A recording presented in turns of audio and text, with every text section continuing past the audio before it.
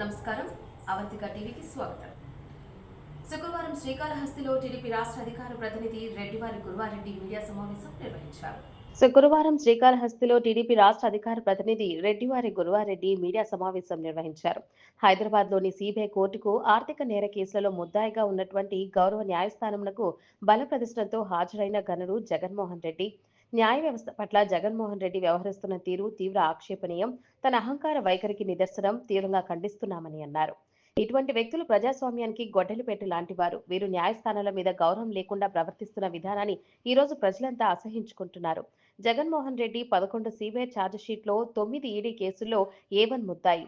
గుండి 16 నెలలు జైలు జీవితం అనుభవించి 43,000 కోట్ల అక్రమ ఆస్తి ప్రభుత్వానికి అటాచ్ చేసినటువంటి కేసుల్లో ఉన్నటువంటి వ్యక్తి. 6 సంవత్సరాలుగా వివిధ కారణాలతో కోర్టు వాయిదాలను ఎగ్గొట్టి ఈ రోజు కోర్టుకు వెళితే వారు ప్రవర్తించిన తీరు, ఈ టైంకి వస్తాను, ఇంకో టైంకి వెళ్తాను, ఒక షెడ్యూల్ రిలీజ్ చేశాడు. అంటే అతను కోర్టుకు భారత రాజ్యాంగాన్ని తీవ్రంగా అవమానించారని ఈ సందర్భంగా గురువారెడ్డి అన్నారు. ఇటువంటి వ్యక్తులు చాలా ప్రమాదకరం. వేలాది మందిని తన మనుషులను సోషల్ మీడియా ద్వారా రెచ్చగొట్టి ఏదో హైదరాబాద్ కు ర్యాలీ వెళ్ళినట్లు ఉంది తప్ప కోర్టు వాయిదా వెళ్ళినట్లు లేదని ఈ సందర్భంగా ఆయన భావిస్తున్నారని అన్నారు. అందరికీ నమస్కారం. ముఖ్యంగా నిన్నటి దినం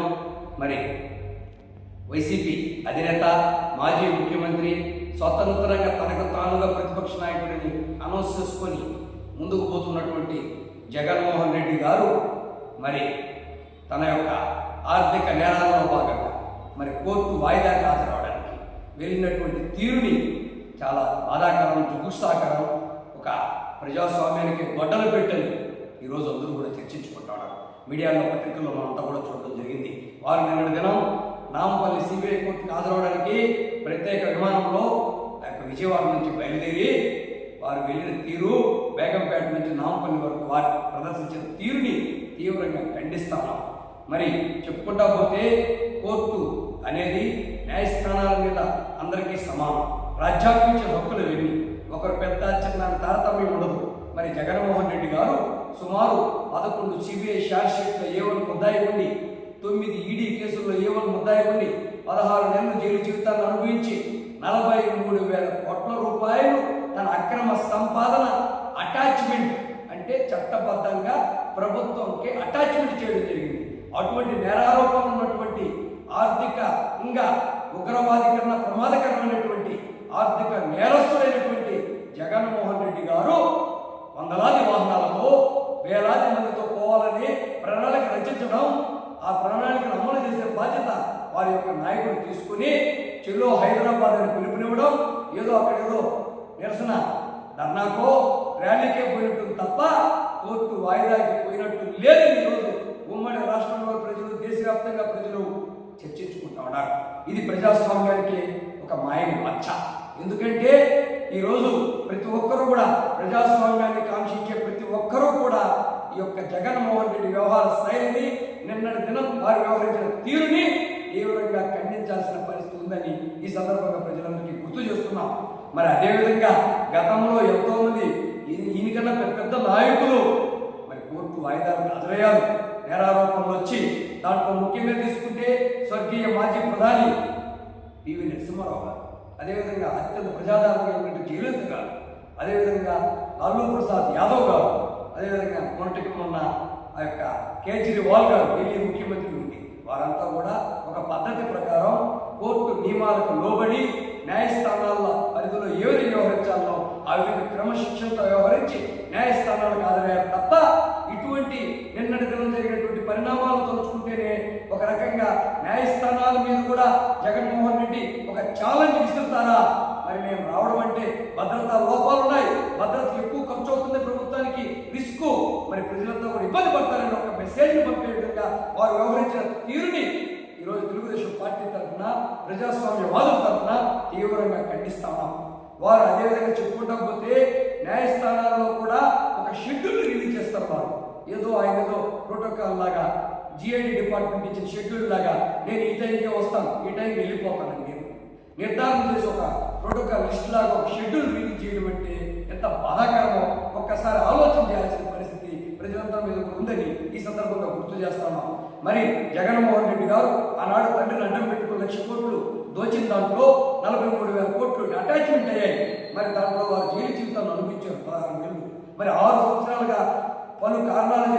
ముఖ్యమంత్రి కూడా ప్రజా సమస్యలు చూడాలా అని చెప్పి వారు వాయిదాలు తప్పించుకుంటూ పోతా ఉన్నారు.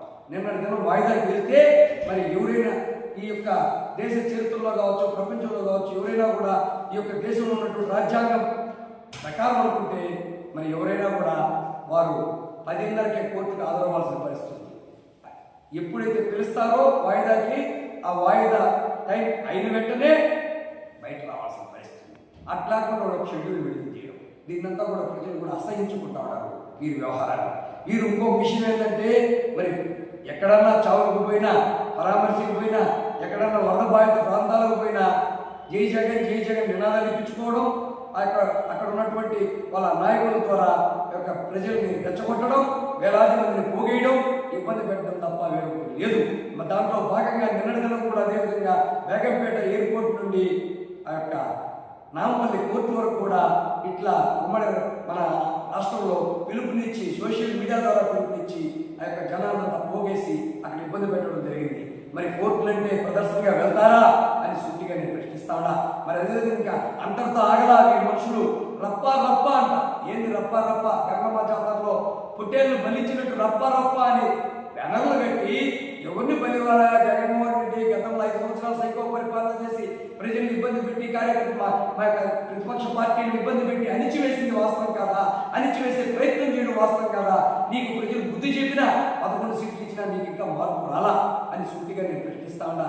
మరి మీరు ఒకసారి కోర్టు అంటే ఒక గౌరవం, ఒక క్రమశిక్షణ, ఒక మర్యాద ఆ యొక్క నేర్చుకోవాలని ఈ యొక్క ప్రజల తరఫున కూడా జగన్మోహన్ రెడ్డి కోరుతా ఉన్నా. మరి జగన్మోహన్ రెడ్డి గారి నాయకులు, జగన్మోహన్ రెడ్డి గారు వ్యవహరించిన తీరుని తీవ్రంగా ఖండిస్తా ఉన్నాం. మరి న్యాయస్థానాలు అంటే ఒక గౌరవం ఉండాలి. మరి ఆ గౌరవం జగన్మోహన్ రెడ్డి లేదు.